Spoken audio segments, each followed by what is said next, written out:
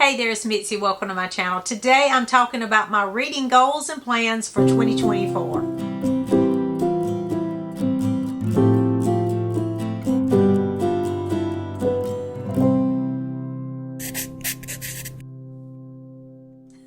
I'm one of those people who likes to write down the list, and I just find it so satisfying to write the list and then strike the things off of the list. And I do that every day. I have a list and I strike them off. I just find it to be a satisfying thing to look at that list and see what I have done. Because sometimes, for me, I don't know about you, but for me, you get so busy doing so many things throughout the day, and at the end of the day, you're like, what have I even done? I've been working all day long and I have not been productive at all. I have not accomplished anything. But if you write lists and you create lists that are simple things, little small things that add up, then you can see, yes, in fact, I was productive today. I was able to, cook or clean or, rearrange this room, whatever it is that you do.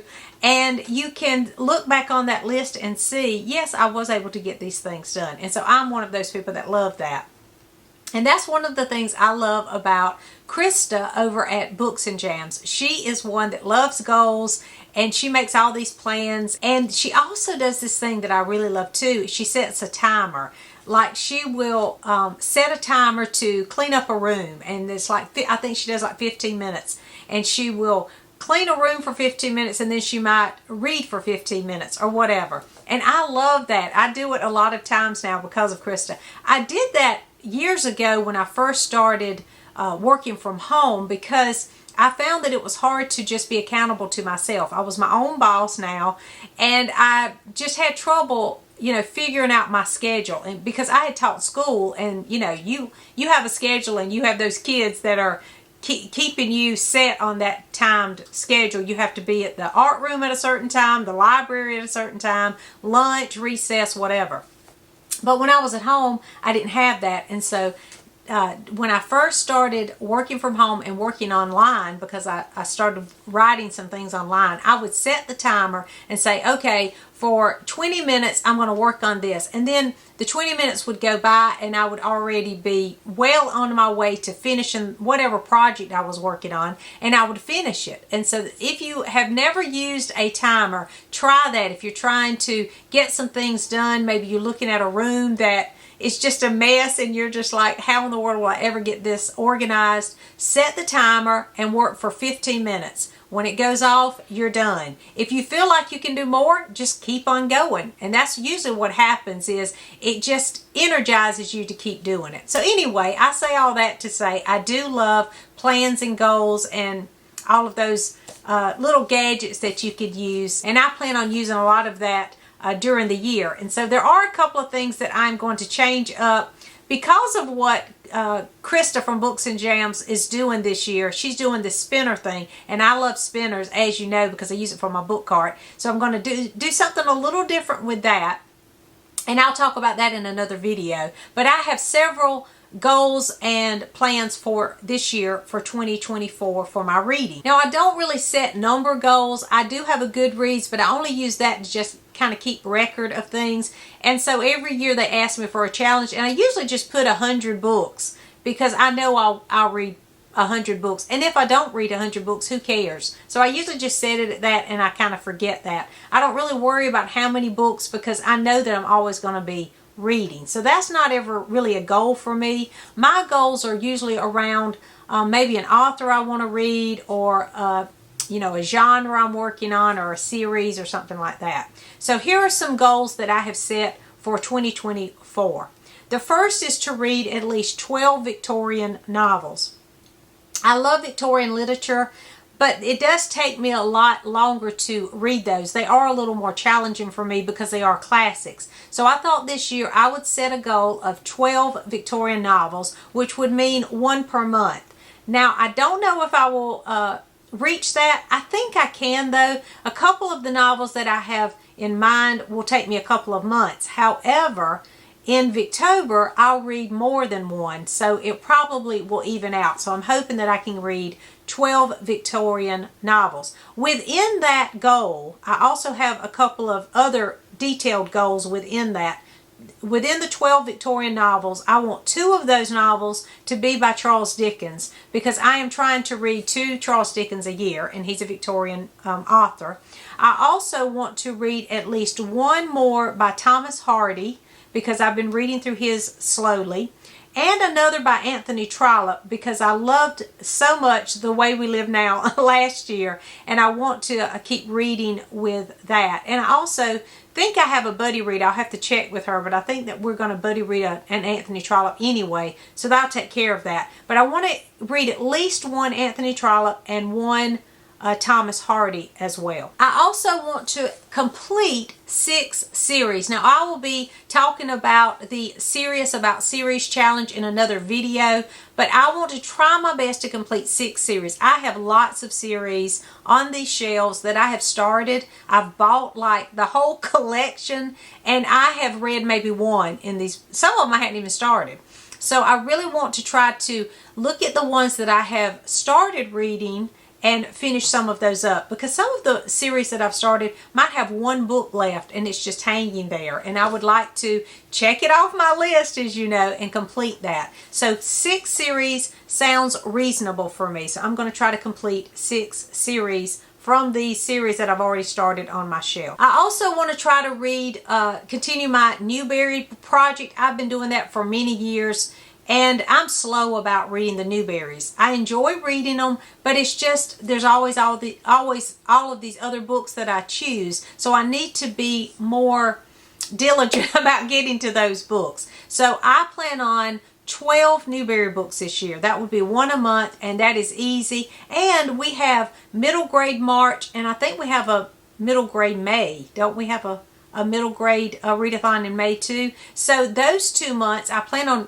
participating in those readathons, and if I remember to read a Newbery, I can definitely get that accomplished. And Newberries are middle grade, so they shouldn't take me that long anyway. So I'll see if I can get those done this year. I thought that this year I would dig a little deeper into Shakespeare, and so one of my goals this year is going to be journeying through 4 Shakespeare plays, and Faith over at Faith and Books, I think's her channel.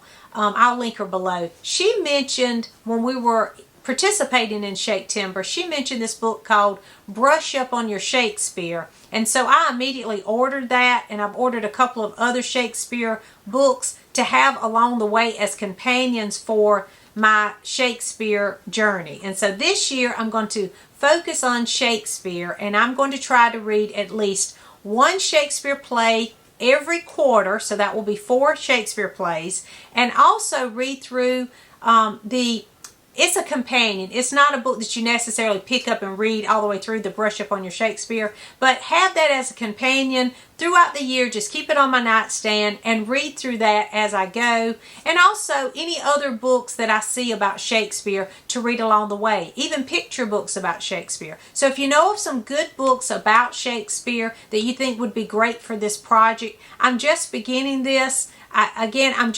This is light. I'm trying to keep things simple. Definitely, I could definitely read 4 plays, 1 a quarter. I can definitely do that and watch those. And I could read through this Brush Up on Your Shakespeare book that Faith recommended.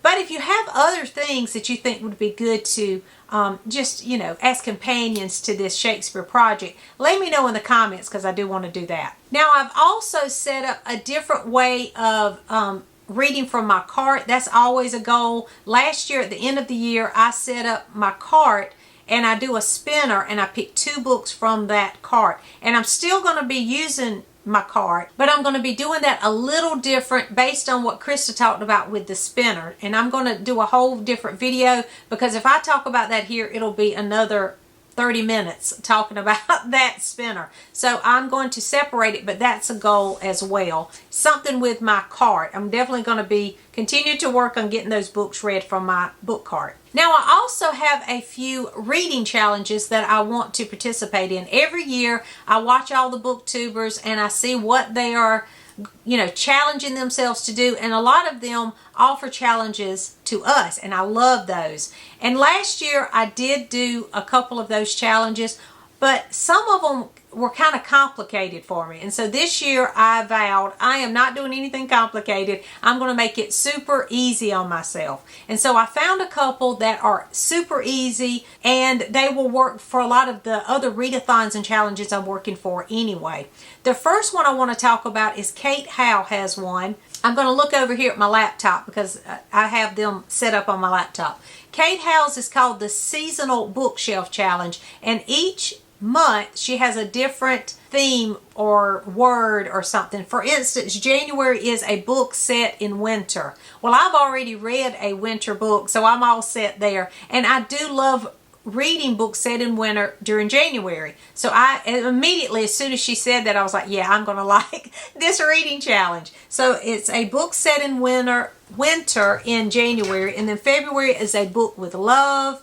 March is a middle grade. Of course, I love that. Or Irish because of St. Patrick's Day.